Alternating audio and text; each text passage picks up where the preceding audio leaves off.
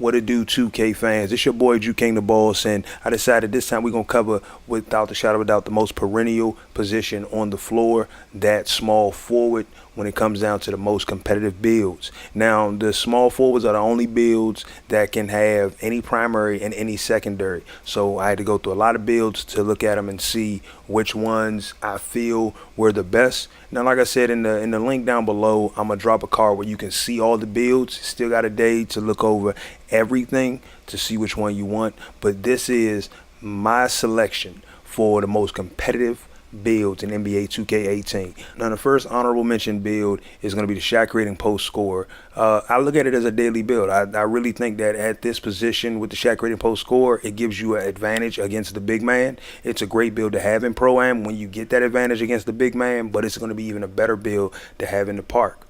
And then, speaking of good builds, another good build that made the list was the rebounding, driving, finishing.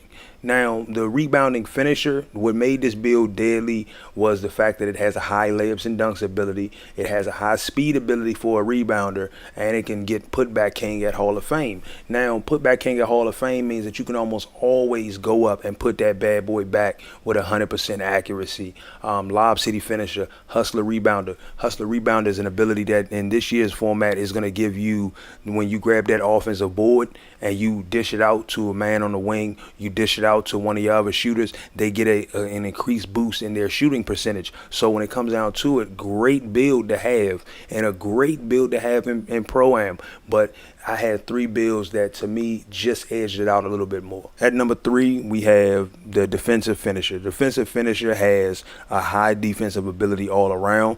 Being one of the taller players on the court, he can block almost anybody's shot, but he can contest everybody's shot. His closeout game is extremely fast. He is extremely fast, which makes him a threat on both sides of the ball, because he's the guy who can chase your shot down, take it off the backboard, and then finish on the other end with the posterizer.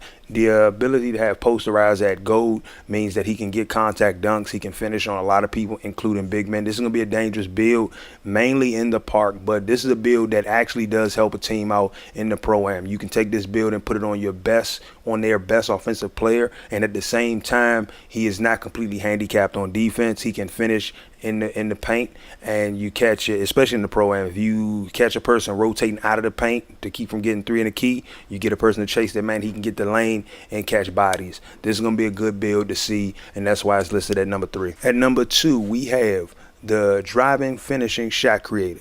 The best thing about this build is the high level of dunking and laying the ball up this build can do. Now, this build has relentless finisher, one-man fast break, both at Hall of Fame, lob city finisher, posterizer, and acrobat at gold. Still 4 gold badges yet to be announced, but when you look at the stat line to this build is nearly max speed, has a high vertical, which means that his blocking actually gets a boost, and with max wingspan, that increases his ability to dunk, that increases his ability to lay the ball up, and that increases his shot off the dribble.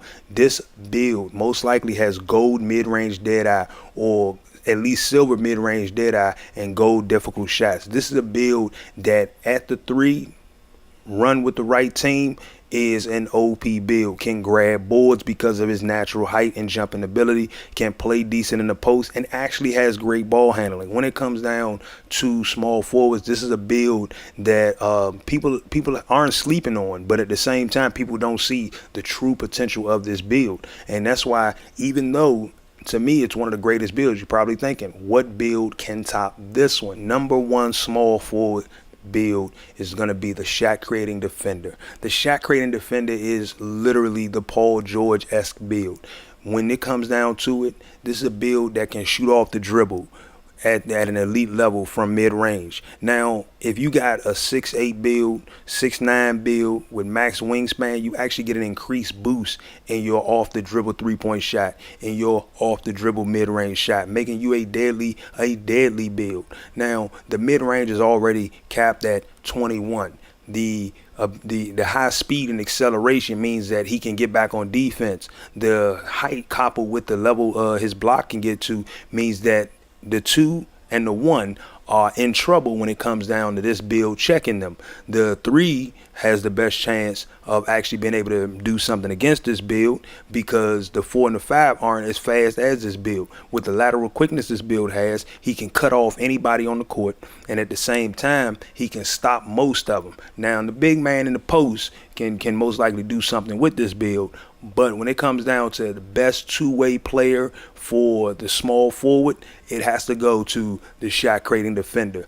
When it comes down to Pro-Am build, this is going to be the build that's going to be able to give you everything you need. Now, like I said, the number one thing people need to realize is that once you get to level 80, you unlock the clutch performer badge. That clutch performer badge is going to basically increase your skill in key moments. So when you're playing in the park and the score is 17, 18 and you're down, your blocking ability is going to be increased. Your shot off the dribble is going to be increased. When you're playing in Pro-Am and you're down in the last, and it's only down by 3 or 4, and it's the last few minutes of game, the level of your game elevates. This is a build that when his game elevates to that next level, it's going to be a problem for those who have to check him and for those who are being checked by him. At the small forward, this to me is your most deadly build. And there you have it. Those are my thoughts on the best small forward dual archetypes for NBA 2K18 in the competitive scene. Let me know, do you agree with it down below? Make sure you hit the like button, subscribe if you're new, and I'll catch you guys on the next video. Peace.